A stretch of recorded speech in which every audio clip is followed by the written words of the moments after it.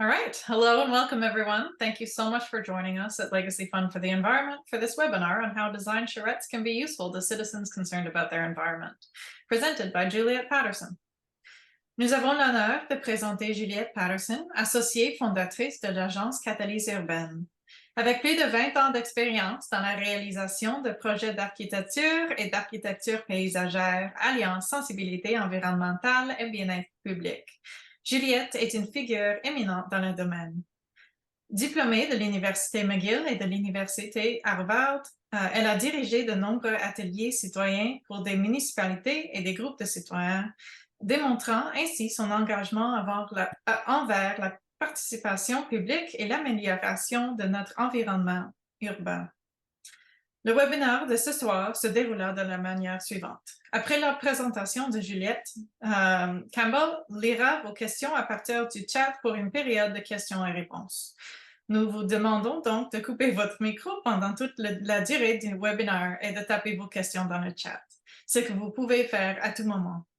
So thank you for taking the time to attend this webinar tonight. At the end of this webinar, I invite you to visit our website at legacyfundenvironmental.org and that of catalyseurbaine.com and follow us on our social media to see what cases we have funded. J'espère que tout le monde va profiter de ce webinaire et Juliette, je vous laisse la parole. Merci beaucoup, Arrow. Welcome. Thank you, Arrow. Donc, ça va être une présentation en franglais, mais je vais commencer par partager mon écran. Comme ça, vous allez pouvoir voir la présentation. Alors, le titre, c'est « Concevoir les espaces verts et publics de demain, le pouvoir des charrettes ». Et comme Arrow a dit, je suis architecte et architecte paysagiste et associée chez Catalyse Urbaine, qui est un bureau on est une agence en fait d'architecture de paysage et de design urbain. Avant que je commence, laissez-moi vous dire, parce que c'est une question qui s'est posée, qu'est-ce que ça peut bien vouloir dire, le pouvoir des charrettes? De quoi on parle quand on parle d'une charrette? Mais avant ça, laissez-moi, on va regarder quelle est la définition d'une charrette.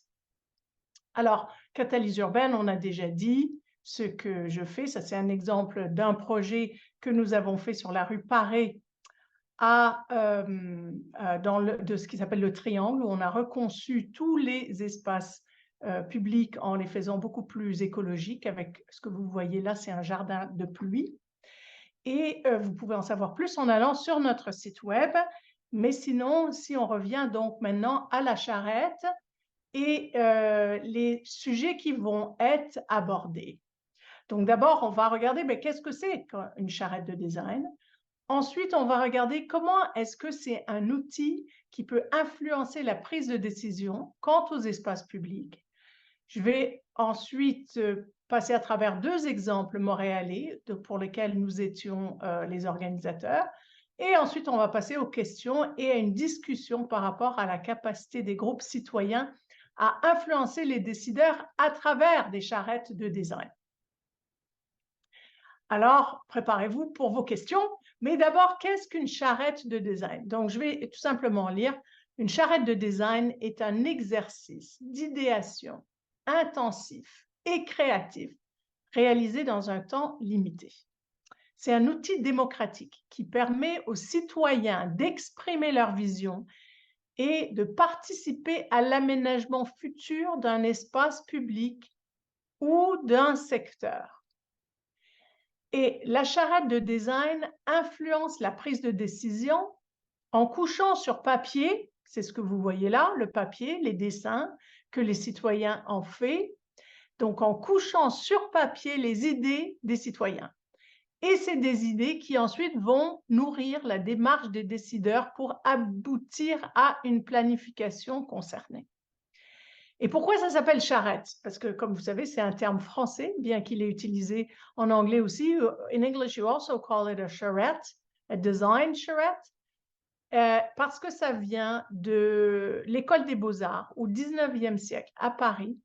Les étudiants d'architecture travaillaient toute la nuit pour finir leur projet, les dessins, et le matin, il y a une charrette qui passait dans les rues où étaient les étudiants, et les étudiants, au petit matin, lançaient dans la charrette, de par leur fenêtre, les plans d'architecture qui ensuite, cette charrette s'en allait vers l'école des beaux-arts pour s'assurer de ne pas manquer la date limite.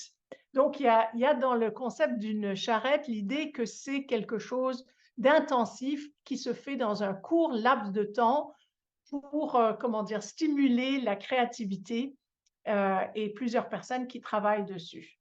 Donc là, vous voyez un exemple du travail qui a été fait par des participants d'une des charrettes dont je vais parler un peu plus tard.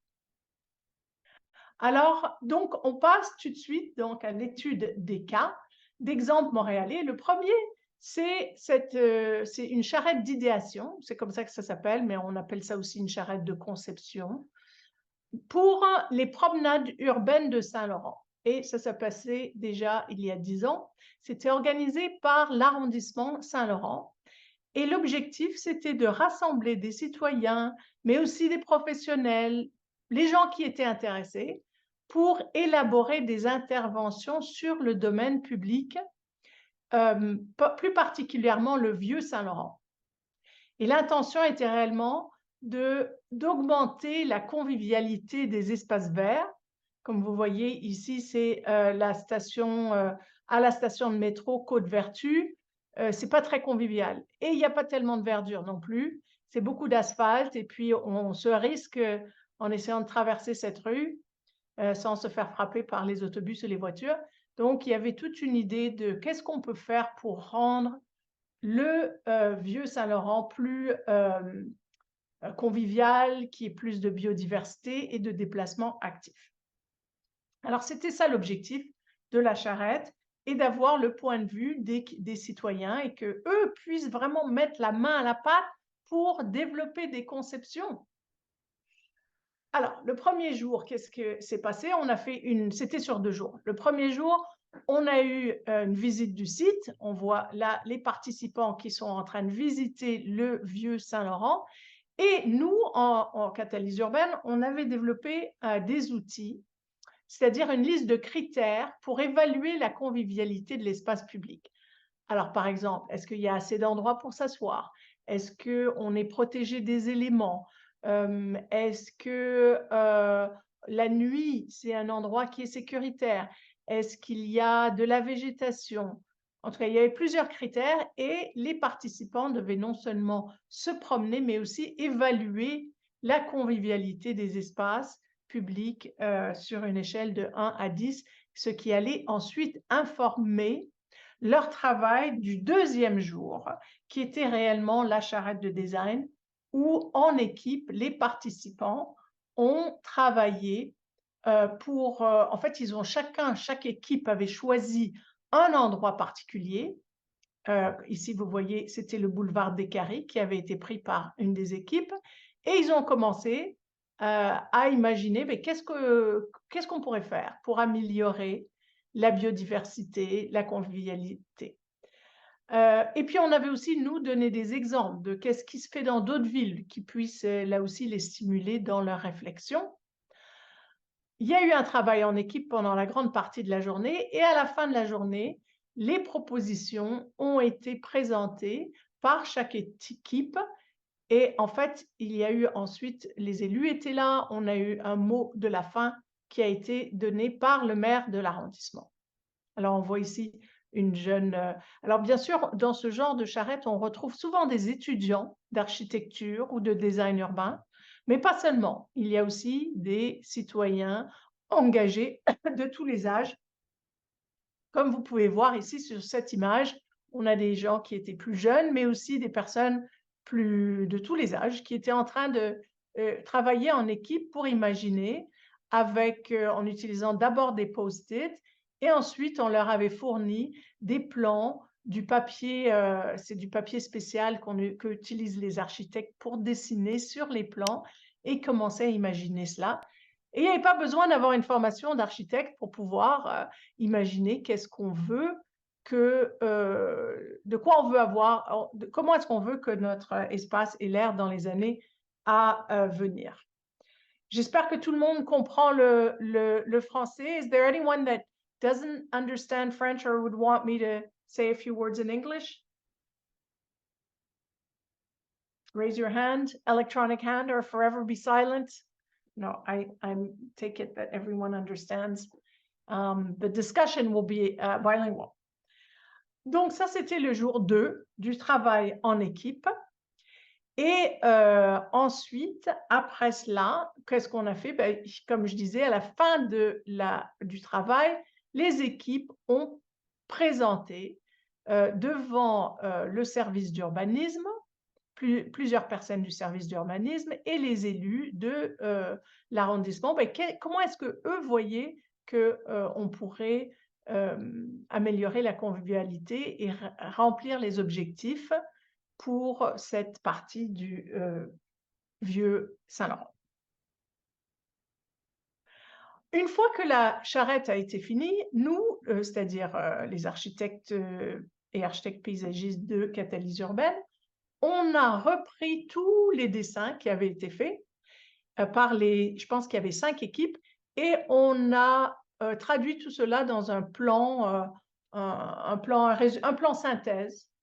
Alors, vous en voyez un, c'est le même équipe pour la rue des Caries, où on voit en fait les différentes propositions que l'équipe a faites pour réaménager, par exemple, l'intersection, pour qu'elle soit plus sécuritaire, aménager une scène extérieure dans le parc, installer des panneaux de localisation de commerce. Donc, plusieurs idées qui ont été proposées par les citoyens, le marquage au sol, etc., etc. Donc, tout ça, ça a été rassemblé en 5 plans synthèse.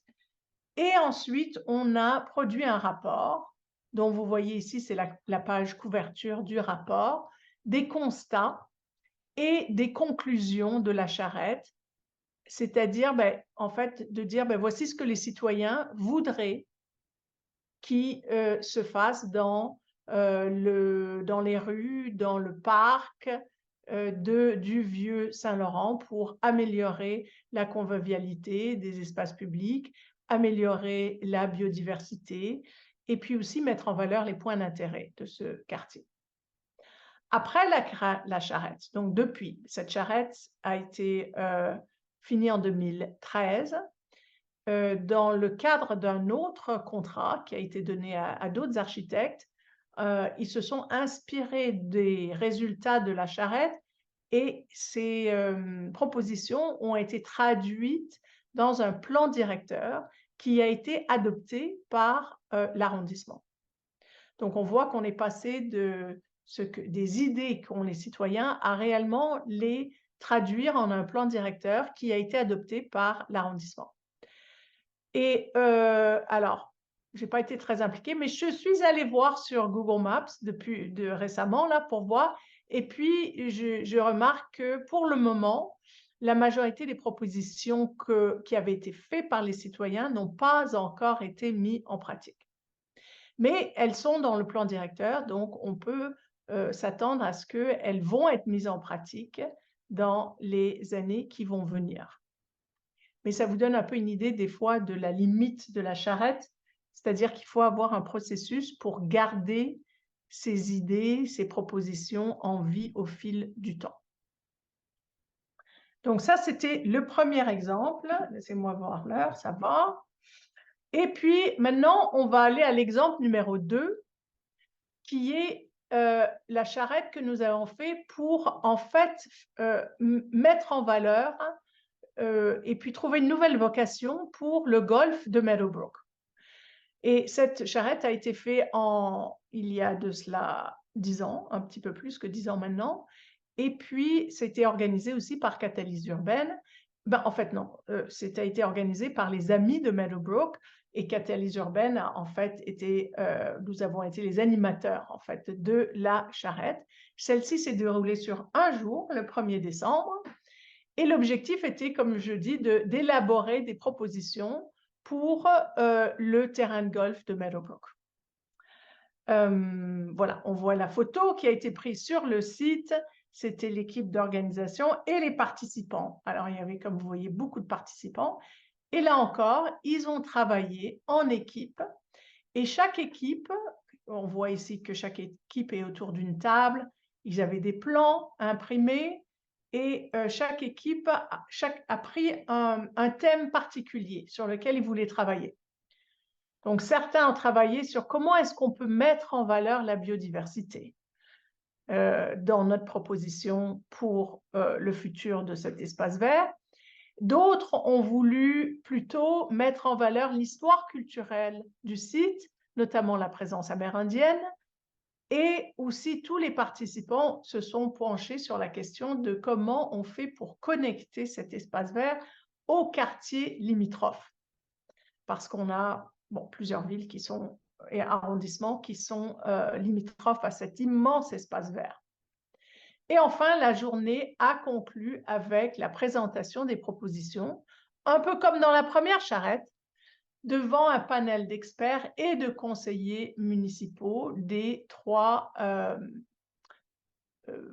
agglomérations limitrophes qui étaient là et très intéressés pour voir ce que les citoyens avaient à proposer. On voit ici la photo qui a été prise des participants en train de travailler sur leurs propositions. Ça, c'est un exemple d'une proposition ici qu'on voit qui a été faite par un des groupes.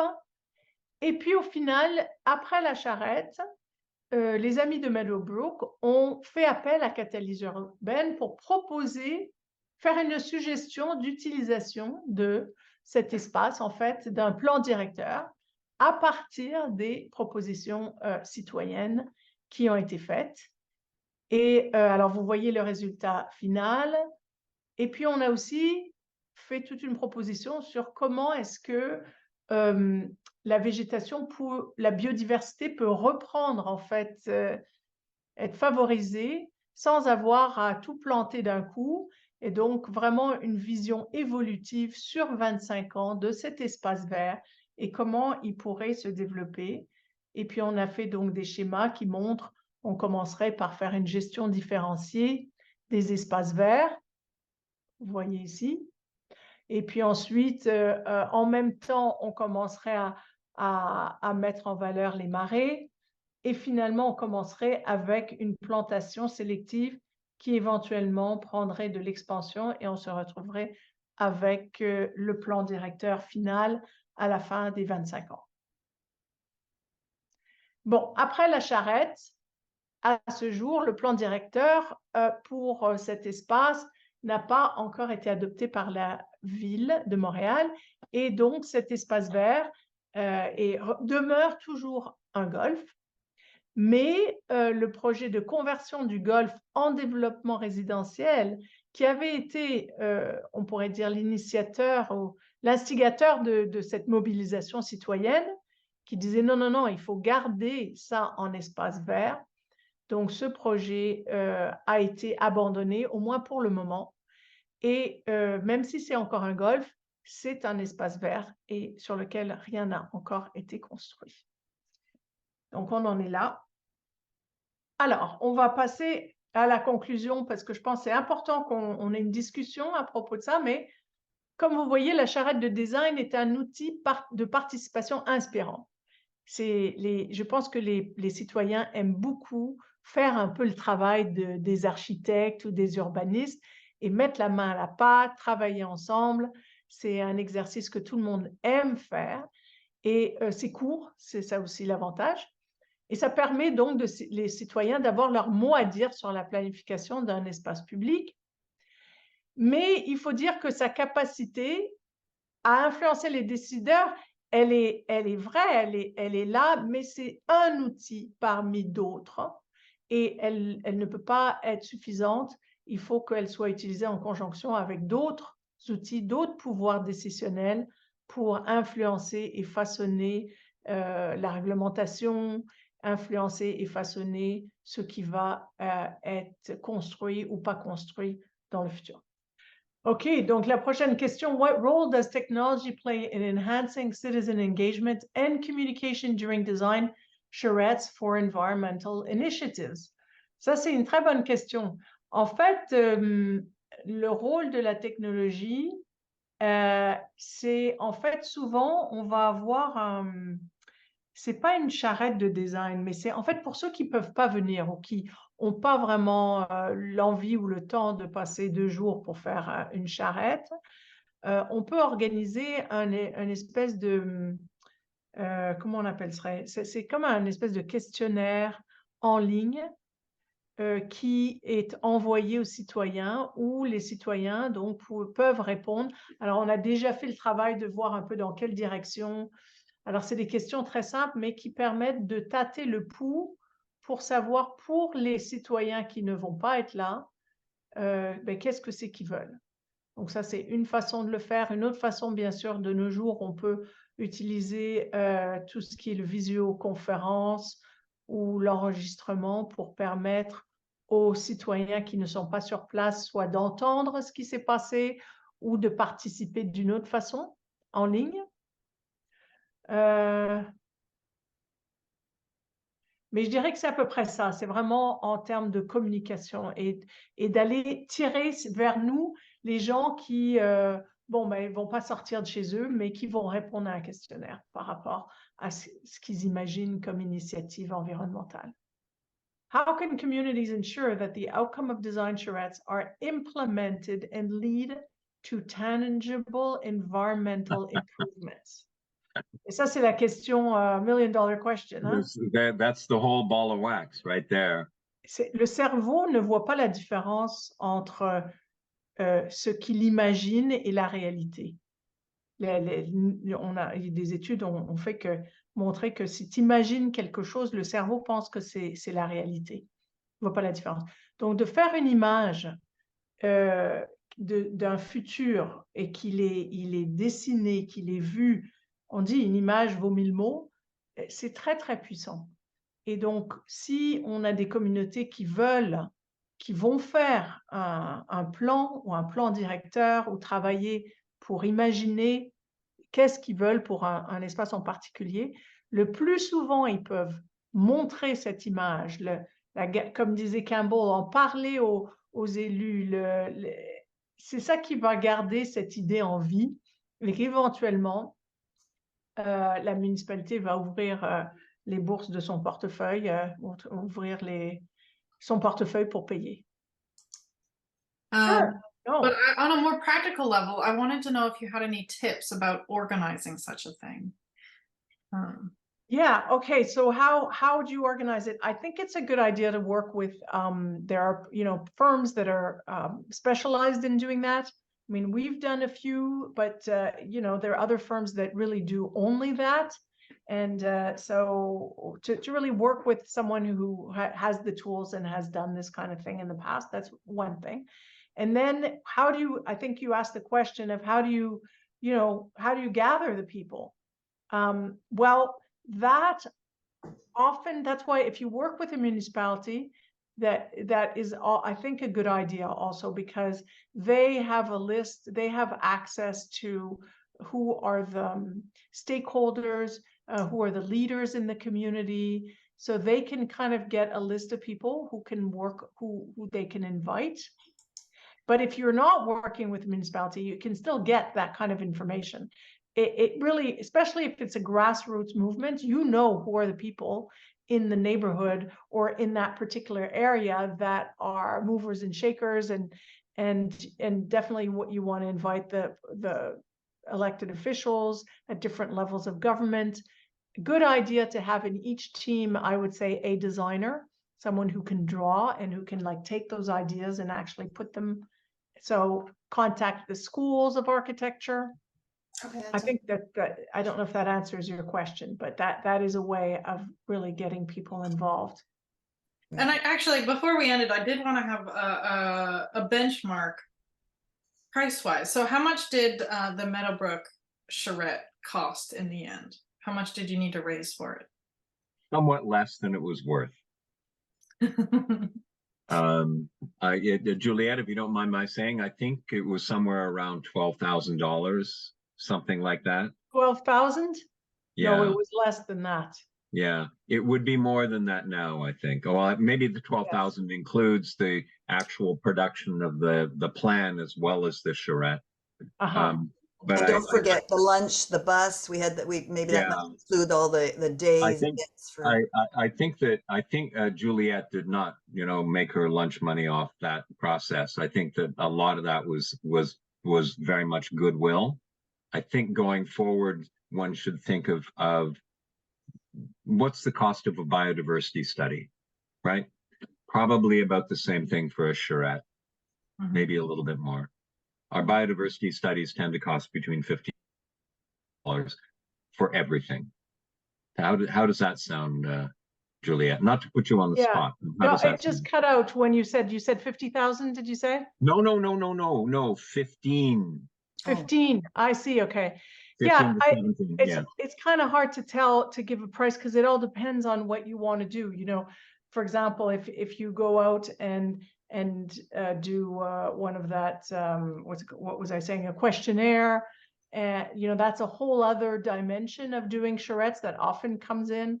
So, but I'd say, yeah, maybe something like that, 12,000, 15,000 is probably a good amount to, have that would allow the whole preparation of it, then the charrette itself, and then taking that information and making it into a report and some kind of a master plan. Right. Like I say, it's sort of comparable to doing a biodiversity study, price wise. And, we find that biodiversity studies are very essential to proving that a place ought to be preserved. Yeah. So that's sort of the order of magnitude. It's always a problem, how do you find the resources to do things? But I can also say that it is the philosophy of the Legacy Fund for the Environment that we look to raise the money to pay for the service, rather than hoping that it can be done on a shoestring by people who are not professionals. So I think the way we look at it is, if someone wants to do this, if they got a really serious desire to use this as a strategy, then we ought to talk turkey, so to speak. But whoever's listening to this now online, please consider this, more than anything else, please consider this as a possible strategy that you might want to undertake. I always think of it as doors and windows. You're constantly, when you're trying to do something like this, preserve a green space or whatever, you're constantly having to try and figure out how else you can approach it, who else you can bring in to talk about it, who else can be coming in from a different perspective, whether it's from a design perspective or from a environmental justice perspective or from a legislative perspective or whatever it is, or even animals walking down the street in a parade. This is one of the things you could consider doing, and it's extremely powerful. Great. Excellent. Great. All right. Okay. Once again, thank you everyone for taking the time to attend the webinar tonight. I invite you to visit our website at legacyfundenvironmental.org and that of catalyseurbain.com, and to follow us on all our social media to keep up to date with our latest cases and projects. Let us carry this knowledge with us and be ambassadors for our natural spaces. Thank you again, and good night.